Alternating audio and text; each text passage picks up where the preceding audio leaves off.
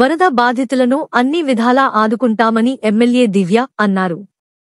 తాండవ నది ఉధృతికి ముంపుబారిన పడిన ప్రాంతాల్లో మాజీ ఎమ్మెల్యే అశోక్ బాబుతో కలిసి ఎమ్మెల్యే దివ్య పర్యటించారు. స్థానిక 1వ వార్డులో రెల్లి కాలనీ, కొండవారపేట ప్రాంతాలను సందర్శించిన అనంతరం పునరావాస కేంద్రానికి వెళ్లి బాధితులతో మాట్లాడారు. వరదల వలన నష్టపోయిన బాధితులను ప్రభుత్వం ఆదుకుంటుందని భరోసా కల్పించారు. ఇకపై భారీ వర్షాలకు ముంపుకి గురికాకుండా శాశ్వత పరిష్కారం చేయవలసిన ఆవశ్యకత ఉందని, అందుకు ప్రణాళికలు సిద్ధం చేసేందుకు కృషి చేస్తామని చెప్పారు. భారీ వర్షాలకు నియోజకవర్గంలో జరిగిన నష్టంపై అంచనాలు వేయాలని అధికారులను ఆదేశించారు.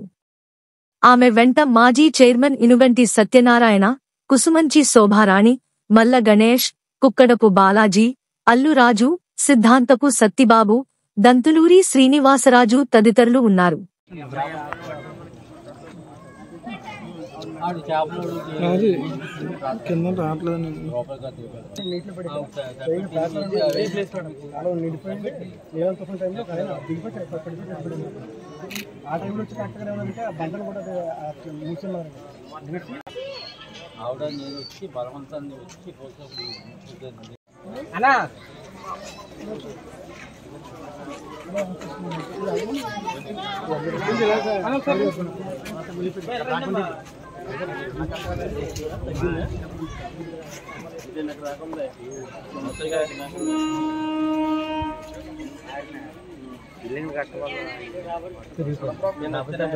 ఇప్పుడు ఇదంతా